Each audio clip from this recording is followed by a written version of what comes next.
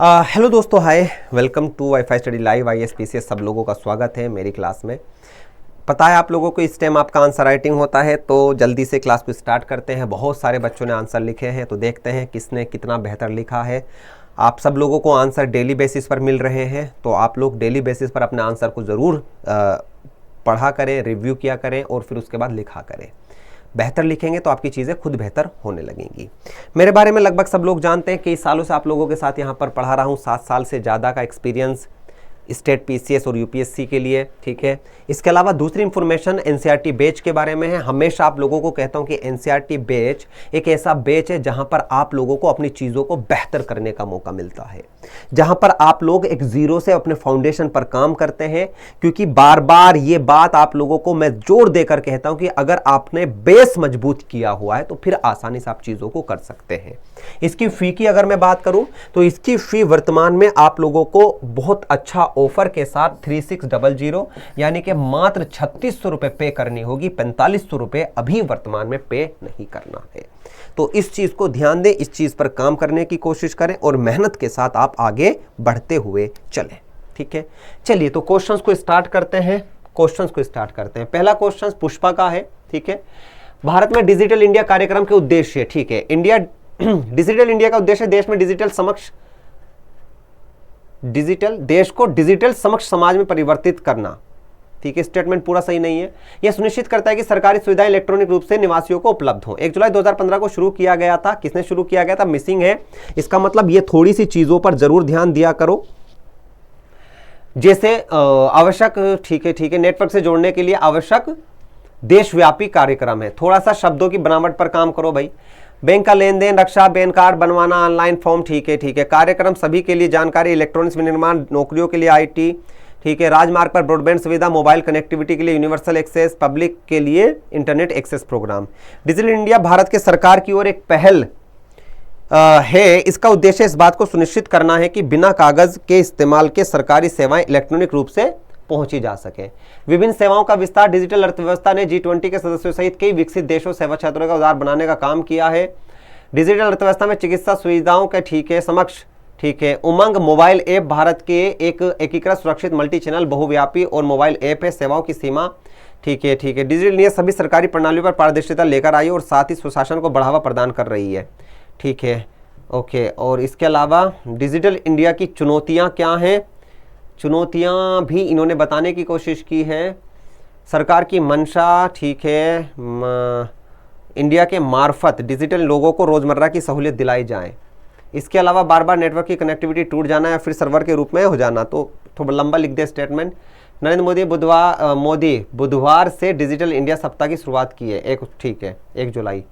जनसांख्यिकी लाभांश भी आपने बताने की कोशिश की है। तो महत्वपूर्ण कारक के उदाहरण के लिए भारत में अंग्रेजी दक्ष प्रौद्योगिकी पसंद करने वाली UPI unified payment interface.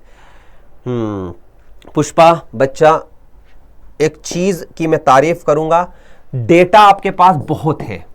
Data यानी कि कंटेंट आपके पास बहुत है, लेकिन उस कंटेंट को सही तरीके से सही डायरेक्शन में लगाना बहुत जरूरी है और कहीं ना कहीं वो सही डायरेक्शन में आप नहीं लगा पाई, ठीक है। इसका मतलब इस क्वेश्चन में सुधार की गुंजाइश है। शब्दों के साथ खेलने की, प्रायोरिटी सेट करने की और कौन सी चीज को पहले दोबारा तिबारा दिखाई जाए, किस तरीके से चीजों को रखना चाहिए, वो सब चीज आप लोगों को आपको इस पर काम करना होगा। क्वेश्चंस अच्छा लिखा है, तारीफ के काबिल है, लेकिन कंटेंट को कम करते हुए लिमिटेड शब्दों में अपनी बात को कहना सीखना होगा। 250 वर्ड के हिसाब से क्वेश्चंस की वर्ड लिमिट क्रॉस हुई है, तो इसका मतलब आप लोगों को और ज्यादा इस पर काम करना बाकी है। 6 नंबर मेहनत के हैं, परफॉर्मेंस के नहीं है, मेहनत के हैं, याद रखिएगा, ठीक है। आगे बढ़ते हैं। ओके, ये भाई ये बच्ची बड़ा अच्छा काम कर रही है। इनका दूसरा पेज कहाँ पर है? ठीक है, यहाँ पर है, ठीक है, यहाँ पर देख लेंगे, ठीक है। ये है मीनाक्षी। डॉलरीकरण, ठीक है, से अभिप्राय अंतर्राष्ट्रीय स्तर पर वित्तीय लेन देन में अमेरिका डॉलर के प्रभुत्व को कम करने की प्रक्रिया है। कई देशों में भू राजनीतिक, आर्थिक और राजनीतिक विचारों से प्रेरित होकर अमेरिकी डॉलर पर निर्भरता कम करने का निर्णय लिया है। बेहतरीन इंट्रो में इसको कहूंगा भाई, बढ़िया इंट्रो है मीनाक्षी, दैट इज एक बेस्ट इंट्रो है, बेस्ट, ठीक है। डी डॉलरीकरण के मुख्य कारण क्या है? अमेरिका द्वारा कई जगह प्रतिबंध लगाना, जैसे रूस से तेल तथा अन्य सामान खरीदने पर अमेरिकी डॉलर के प्रयोग पर प्रतिबंध। अमेरिकी डॉलर में अगर लेन देन करना हो तो अंतर्राष्ट्रीय स्तर पर अमेरिका के बैंकों को मंजूरी लेनी पड़ती है। अमेरिका प्रभुत्व को कम करना, क्योंकि कई बार प्रतिबंध लगाकर अमेरिका अपनी करेंसी को हथियार के रूप में प्रयोग करता है। विश्व व्यापार में डॉलर के प्रभुत्व को विश्व वित्तीय संकट में खतरा बढ़ जाता है। 1930 में महामंदी इसका उदाहरण है। बेहतरीन बात भाई, कमाल कर रखे हैं बच्चे, मनपसंद क्वेश्चंस। अन्य मुद्राओं का प्रयोग बढ़ने लगा है तथा हर देश में अपनी करेंसी का मजबूत बनाना चाहता है, और इसके साथ साथ अंतर्राष्ट्रीय मुद्रा कोष द्वारा बास्केट ऑफ करेंसी में 2016 में चीन की मुद्रा को शामिल करके आपातकालीन स्थिति में डॉलर पर निर्भरता से कम होने की बात रखी गई। बहुत बढ़िया, बहुत बढ़िया। ठीक है, आगे बढ़ते हैं। चुनौतियां क्या है? वित्तीय स्थिरता, विनिमय दर में स्थिरता, कई भुगतान प्रणाली बनाने में समस्या। चुनौतियों को निपटने के लिए समाधान भी बताने की कोशिश की गई। अपनी करेंसी को मजबूत तथा घरेलू के क्षेत्रीय व्यापार को मजबूत करना, डिजिटल भुगतान को बढ़ावा देना। बढ़िया पॉइंट, बढ़िया Meenakshi. One of the best questions I ever, मतलब अब तक के क्वेश्चंस में सबसे बेस्ट क्वेश्चंस में इसको मानूंगा। बढ़िया क्वेश्चंस आपने लिखा है, बेहतरीन क्वेश्चंस, बेहतरीन। ठीक है, नथिंग हाईलाइट किए गए हैं, डायग्राम मतलब एक पिक्टोरियल रिप्रेजेंटेशन भी दी गई है बढ़िया तरीके से, और हाईएस्ट मार्क्स आज तक मैंने किसी को नहीं दिए जितने मैंने इस क्वेश्चंस पर आपको दिए हैं। बेहतरीन। ठीक है, चलिए आगे बढ़ते हैं। ठीक है, सुमेधा, ओके।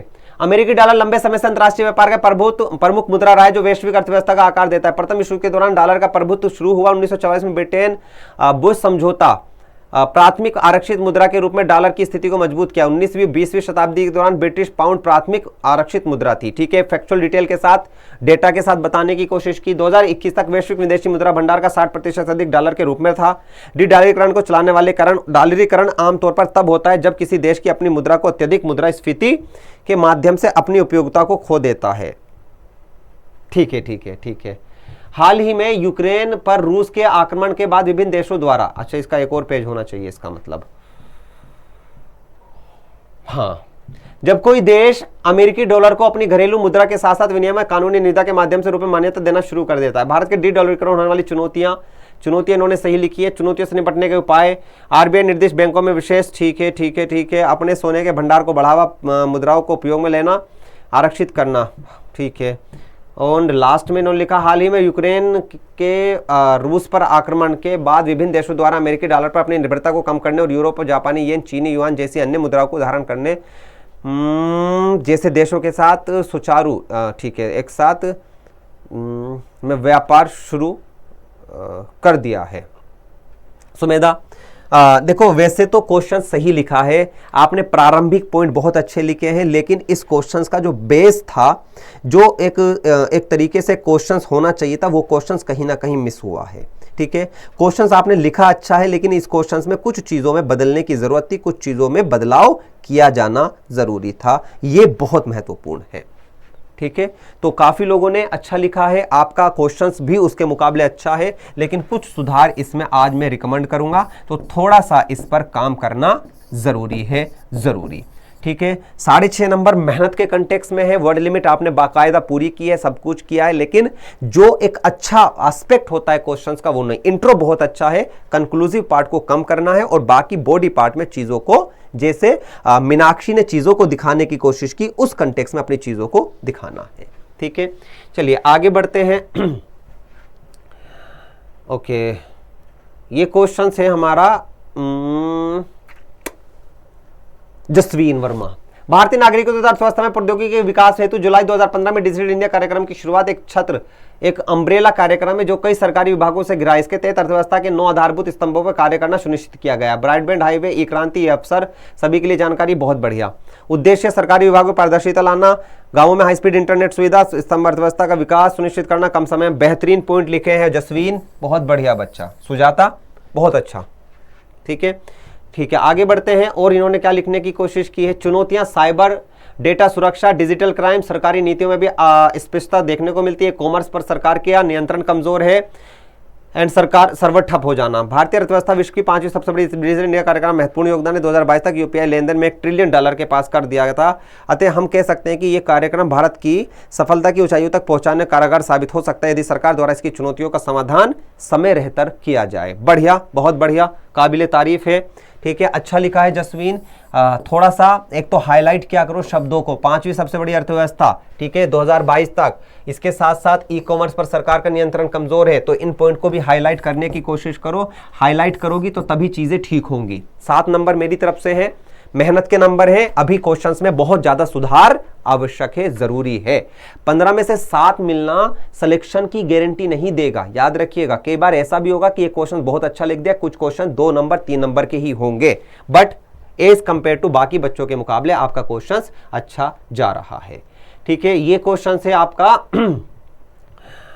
ओके फिनोमिना हो प्रणीत, ठीक है। According to EI Bureau the Market, ठीक है, Economic Times bureau of the market share the US dollar world's forex reserve tell the nearly 58% of March 2022 and lowest since in 1994, ठीक है। ठीक है, some underline factor that driving this trend are risk of the financial crisis, geopolitic emergency, emerging economy and alternative currencies. ये बढ़िया point लिखे हैं भाई इन्होंने, सारे के सारे पॉइंट को, जियोपॉलिटिक्स वाली कहानी को अच्छे से दिखाने की कोशिश की, तो ये पॉइंट बहुत अच्छे हैं कि जिस वजह से अपनी करेंसी को डॉलर जो है अपना वर्चस्व खोता जा रहा है। जियोपॉलिटिक्स को इन्होंने एक्सप्लेन किया, इमर्जिंग इकोनॉमिक्स को एक्सप्लेन किया, अल्टरनेटिव करेंसी को। बच्चा देखो कोशिश करो कि इनको आप जो है एक एक लाइन में ही एक्सप्लेन करने की कोशिश करो। अगर क्वेश्चंस में आपको लगता है कि आप पूरी डिमांड को पूरा कर दोगे, सारी चीज़ों को लिख दोगे, तो फिर शायद आप इन चीज़ों को मेंशन कर सकते हो, नहीं तो ये लाइक अल्टरनेटिव करेंसी के तौर पर एक लाइन में इसे खत्म किया जा सकता है। 3 लाइन पर्टिकुलर लिखना एक समझदारी का फैसला नहीं होगा, ठीक है, क्योंकि आपको बाकी चीज़ों पर भी ध्यान देना है, ठीक है। उसके बाद चैलेंजेस, 3 ही चैलेंजेस हैं, चैलेंजेस और भी हो सकते हैं, तो चैलेंजेस, क्योंकि चैलेंजेस पर ही तो मेन फोकस रखना था, क्या चैलेंजेस है, क्या अल्टरनेटिव है, ठीक है, तो चैलेंजेस पे काम करना। Dependence on dollar, limited use of the national currency, impact on the financial situations और अनस्टेबिलिटी भी आप इसमें मेंशन कर सकते हैं, ठीक है, ये भी आपने एक्सप्लेन किया है। Dedollarization has both challenges and opportunity to India for India but with some situations some suitable policy step to come overcome can establish a good economy. बच्चा वैसे तो अच्छा लिखा है, लेकिन कल के मुकाबले क्वेश्चंस में बहुत सारी चीज़ें मिसिंग हैं। चीज़ों को सेलेक्ट करना है, बेस्ट अपनी चीज़ों को दिखाना है। कई बार हम बेस्ट नहीं दिखा पाते, जिसकी वजह से गलतियां होती हैं, तो बेस्ट दिखाने की कोशिश करनी है। क्वेश्चंस अच्छा लिखा गया है, कोई दिक्कत नहीं है। मार्क्स की अगर मैं बात करूं तो आज आपको मेरी तरफ से केवल 7 मार्क्स, बल्कि 6.5 मार्क्स ही मैं दूंगा, क्योंकि इस क्वेश्चंस में बहुत सारी चीज़ें मिसिंग है, कुछ चीज़ों में बदलाव करना आवश्यक है, ठीक है। आगे बढ़ते हैं। ये क्वेश्चन है हमारा रवीना का। डिजिटल इंडिया कार्यक्रम की शुरुआत 2015 में की गई, जिसका उद्देश्य डिजिटल सशक्त समाज, इलेक्ट्रॉनिक सूचना प्रौद्योगिकी, ठीक है, ब्रॉडबैंड, हाईवे, मोबाइल, पब्लिक सभी के लिए सूचना, इलेक्ट्रॉनिक, ठीक है, अर्ली हार्वेस्ट, ठीक है। चुनौतियां क्या लिखा है, अर्ली हार्वेस्ट कार्यक्रम क्या होता है रवीना, बताइएगा मुझे इसके बारे में, ठीक है, लिख के भेजिएगा। उसके बाद डेटा गोपनीयता, बिग डेटा, इंफ्रास्ट्रक्चर, साइबर अपराध संबंधी चुनौतियां, डिजिटल साक्षरता की कमी, डिजिटल उपकरणों तक पहुंच ना होना, ठीक है। उसके बाद भारतीय अर्थव्यवस्था पर डिजिटल इंडिया कार्यक्रम के प्रभाव, भारतीय बाजार में स्मार्टफोन प्रसार, किफायती डेटा प्लान, ठीक है। Make in India, digital India दोनों मिलकर काम कर रहे हैं, डिजिटल सेवाओं का बड़ा उपयोग बढ़ा है। डिजिटल इंडिया कार्यक्रम के डिजिटल क्रांति की शुरुआत एक बार सही तरीके से लागू होने के बाद ये देश के नागरिकों के नए अवसर उपलब्ध कराएगी। ये अच्छा पॉइंट लिखा है इन्होंने। तो इनके क्वेश्चंस को एक बेसिक और बेस्ट आंसर तो नहीं कहा जा सकता, लेकिन बेसिक आंसर के कंटेक्स्ट में एक्सेप्टेबल है, अच्छा लिखा गया है, बढ़िया है, कोई दिक्कत नहीं है। 15 नंबर का क्वेश्चन था, तो 6 नंबर इसमें मिलेंगे। राइटिंग पे काम करें, ये कटिंग थोड़ी सी अवॉइड किया करें, बहुत जगह आपने कटिंग की हुई है, ये कौन सी बात कहना चाहती हो, मेरी समझ से बाहर है, ठीक है। तो इन प्रकार की कटिंग से भी आपके मार्क्स जो है वो घट जाते हैं, इस पर भी ध्यान देना होगा, ठीक है। नेक्स्ट क्वेश्चन है सागर का। डी-डॉलरीकरण का तात्पर्य वैश्विक वित्तीय लेन देन में अमेरिकी डॉलर के प्रभुत्व को कम करने की प्रक्रिया से है। हाल ही के वर्षों में डी-डॉलरीकरण की प्रवृत्तियां देखी गई है, आश्रित मुद्राओं में अमेरिकी डॉलर पर अपनी निर्भरता को कम किया। भाई ये बहुत अच्छा क्वेश्चन लिख पा रहे हैं, क्या बात है भाई सागर, बहुत अच्छा कर रहे हो बच्चे। भू राजनीतिक तनाव, ठीक है, एग्जाम्पल, मुद्रा में उतार चढ़ाव की बात हमने देखी, ओके। वैकल्पिक मुद्राओं का बढ़ता उपयोग हमने देखा, वित्तीय अस्थिरता हमने देखी। अंतर्राष्ट्रीय वित्तीय प्रणाली में डालकर प्रभुत्व अन्य देशों की वित्तीय स्थिरता में योगदान कर सकता है, क्योंकि वित्तीय संकटों के प्रति अधिक संवेदनशील है। चुनौतियों से निपटने के लिए निम्नलिखित आए, विदेशी मुद्रा भंडार में विविधता लाए, घरेलू बाजार को विकसित करे, स्थानीय मुद्रा में अंतर्राष्ट्रीय व्यापार को प्रोत्साहित करे। और ये तो पता नहीं इन्होंने कंक्लूजन कैसा लिखा है। वेल यहां तक क्वेश्चंस में बहुत बहुत बेहतर इन्होंने चीजों को दिखाने की कोशिश की। इनकी परफॉर्मेंस डे बाय डे चीजें बहुत बहुत इंक्रीज हो रही है, ठीक है। तो सागर एज आप स्कूलिंग में हैं और इस हिसाब से अगर आपके व्यूज ये ओरिजिनल हैं तो ये ओरिजिनल व्यूज आपके बहुत बेहतर हैं, बहुत बेहतर। ऐसे व्यूज जनरली जल्दी से बन नहीं पाते, लेकिन अगर आप बना पा रहे हैं तो ये बहुत अच्छी बात है, बहुत बेहतर, ठीक है। क्लियर एकदम। उसके बाद हाँ नेक्स्ट आते हैं भाई, हमारा नेक्स्ट क्वेश्चन है काजल का, वैश्विक अर्थव्यवस्था डॉलरीकरण, ठीक है। ये तो पूरा नहीं होगा ना, नहीं ये वाला नहीं है इनका, ठीक है, ये वाला इनका सवाल है, ठीक है। हाल फिलहाल चर्चा रहा है कि डॉलरीकरण का तात्पर्य अंतर्राष्ट्रीय बाजार में डॉलर के प्रभाव को कम करना है। कई देशों द्वारा अमेरिकी डॉलर पर निर्भरता को कम करने की मांग करने, जैसे चीन, रूस, भारत, ईरान संगठन 2003 में विभिन्न, ठीक है। कारक क्या है? अमेरिकी डॉलर प्रभाव कम करने का प्रतिबंध, लगातार व्यापार छाप होना, व्यापार घाटा होना, मुद्रा प्रतिस्पर्धा का होना।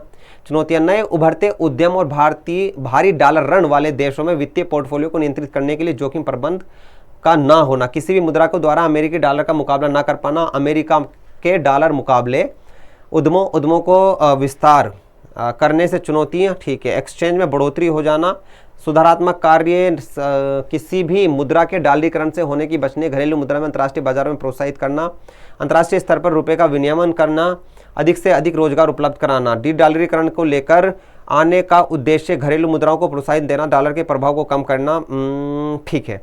बच्चा एक बार आप एक तो काजल अच्छा लिखा है, रिकमेंड करूंगा। एक तो आप मीनाक्षी का क्वेश्चंस देखिएगा, मीनाक्षी ने कैसे लिखा है, और एक सागर के क्वेश्चंस को देखिएगा। इन दोनों बच्चों के क्वेश्चंस को जरूर देखिएगा। आपके क्वेश्चंस में जो व्यूज आपने लिखे हैं ये आपके खुद के व्यूज हैं, इसीलिए थोड़ा सा क्वेश्चंस मिसमैच हुआ है। इस क्वेश्चंस में और बेहतर चीजों को करने की आवश्यकता है, और बेहतर इस क्वेश्चंस को किया जा सकता है, ठीक है। मजा नहीं आ रहा है 2 दिन से तुम्हारे सवालों में, ठीक है। कंक्लूडिव पार्ट और बहुत सारी चीजों में आप गलतियां लगातार कर रही हैं, ठीक है। ये किसका सवाल है भाई?